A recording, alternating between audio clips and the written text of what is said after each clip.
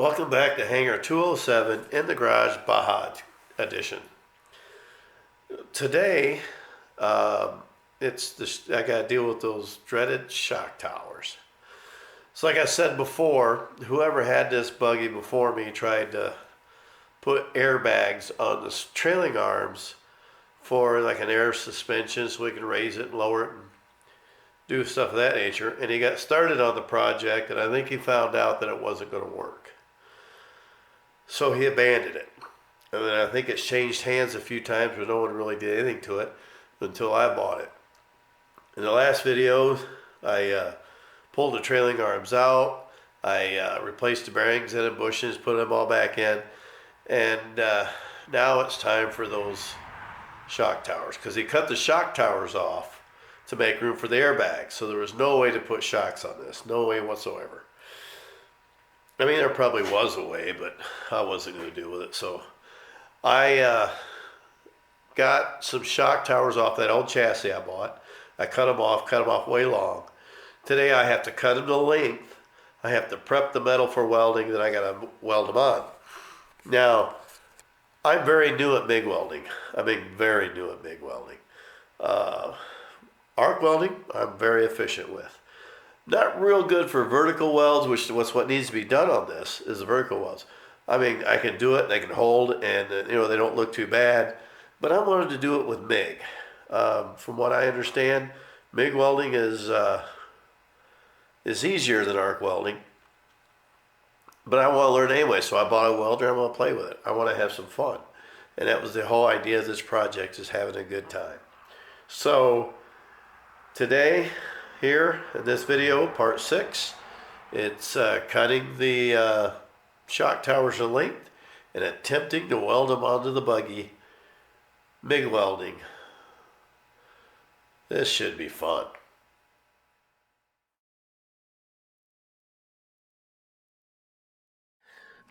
Well, I did, it's a little hard to do this myself. I put this up here like that, and I took soapstone and I marked right there. Got lined up good on that side there. Soapstone and marked it, which didn't really do very well. Didn't do very well at all. So I'm gonna have to, the soapstone's too thick. I'm gonna do something a little different. So soapstone didn't work. I have to try to do it a different method. I mean, I can trim it when I get it on there. Either trim the buggy part, or I can trim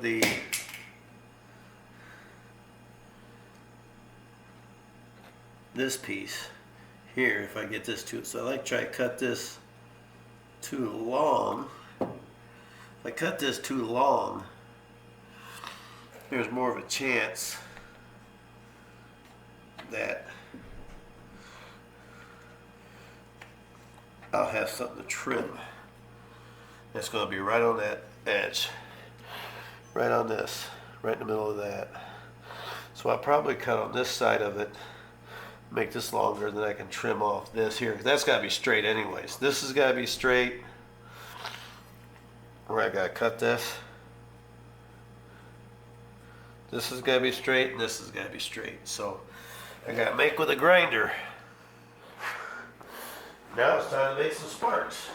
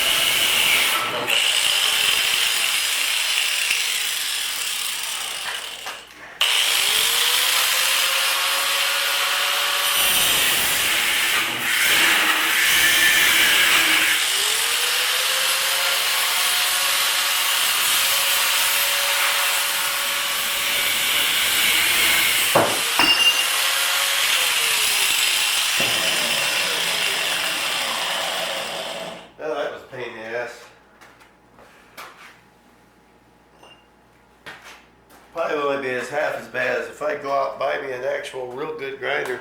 This is a Harbor Freight $14 an hour, $14 grinder. So they wear out kind of fast, but they get the job done. But that was some pretty thick metal I was cutting. I had to cut all the way through that. Let's see if you can see that. So that's some pretty thick stuff to cut through. Okay, here's the piece of cut.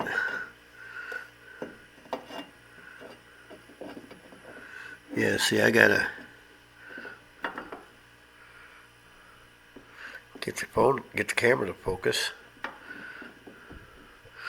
Yes, I gotta grind that to get that to fit because it's not square.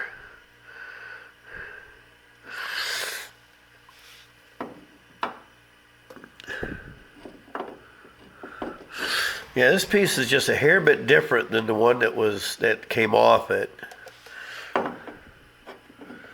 But, because of different years and everything. But it'll work just fine. As long as I can make it strong enough, then it'll work just fine.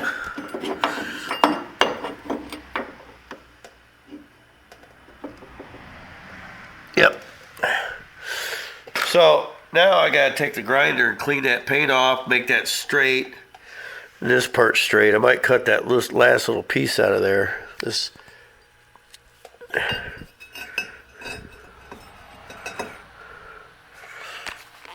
little bit, this flange right here. Because it's, that's where they cut and right on it. So it's not there. Might give me an edge to weld to though, so maybe I won't. I don't know, I gotta get it straight first, so it's time for me to get out the grinder and make with a grinder.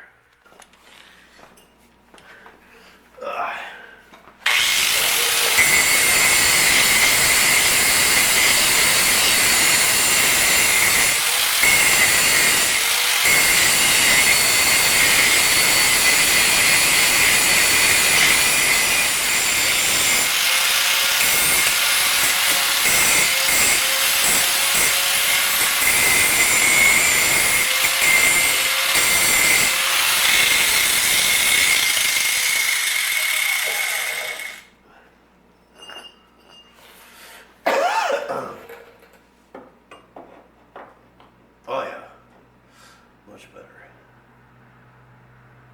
A little bit of gap fill, not bad. Okay, now I gotta clean this one up. Put this in the vise. I'm just gonna take the grinder where the rust is here, get that off, because when you MIG weld, you gotta have all the rust off and clean. So I'll be back in just a moment.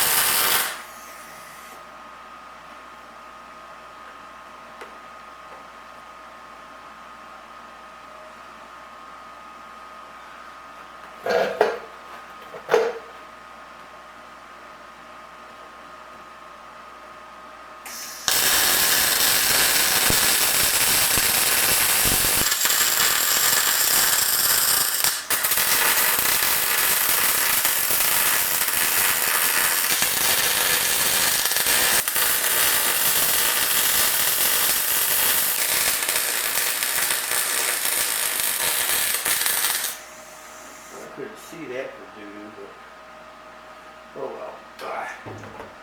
Anybody can make fun of my welds all they want, because they're nasty. You can't get in there.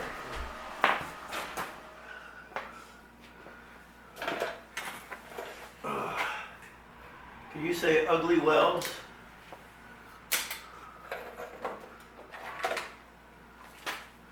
Well, I believe that'll hold, even though they look like crap.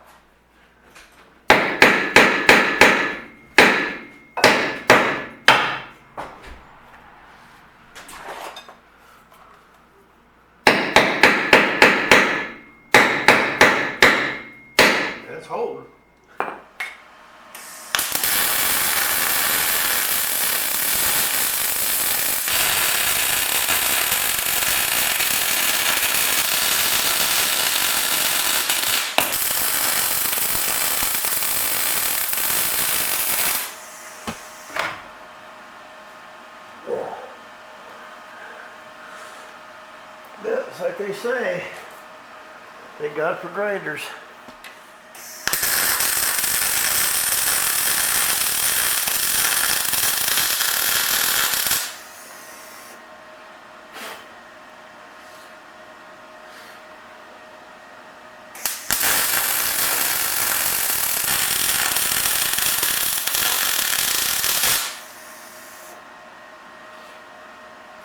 All right, let's look at cool. Well, there's my nasty welds.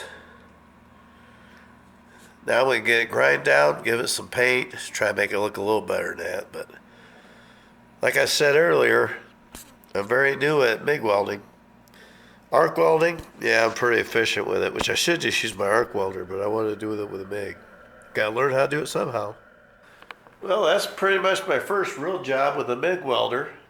Welding them shock towers on. And I believe they hold. They might look the prettiest, but you know, they're going to hold. If they don't, well, then I'll weld them again. And if they don't hold them, then I'll use an arc welder. I'll know they'll hold then. Arc welder and MIG welding is two different type of weldings. The arc welder, or the MIG welder, is actually easier to weld, but you got to get it set up right. You got to have the right wire feed. You got to have the right voltage. You get that right, the welds are pretty much easier and better. Arc welder, you know, it's just your technique with the rod and how you weld, and you've only got one setting that you got to set. But other than that, you know, the arc welding, I've done it for years, so I'm pretty efficient. Not real good for vertical welds.